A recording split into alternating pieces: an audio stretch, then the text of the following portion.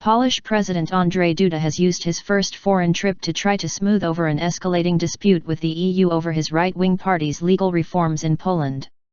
He met Donald Tusk, the EU Council President and former Polish Prime Minister, who insisted Poland had no enemies in the EU. Poland's new government has expanded its control of the media and judiciary. The EU is now investigating whether it broke EU rule of law standards.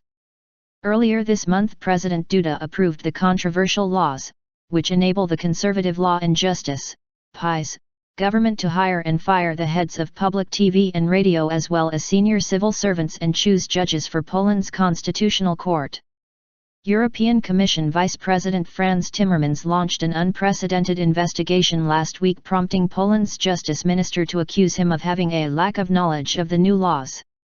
Mr. Duda insisted, in an article in the FT on Monday, that democracy and free media in Poland are not endangered in the least, and argued that the PiS had been elected to fight the cronyism of previous governments.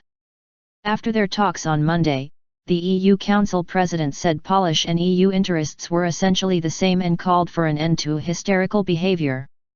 Mr. Tusk was Prime Minister from 2007 to 14 after his centre-right Civic Platform party ousted the PiS in a general election. Current Prime Minister Beata Szydło will travel to Brussels on Tuesday in an attempt to explain the legal reforms to the European Parliament. But PiS leader Jarosław Kaczyński, who is widely seen as the party's most significant figure, said at the weekend that Poland would not succumb to any pressure.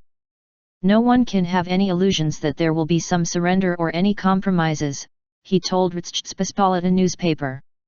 EU leaders are set to discuss Poland's changes to its media laws and judiciary at next month's summit.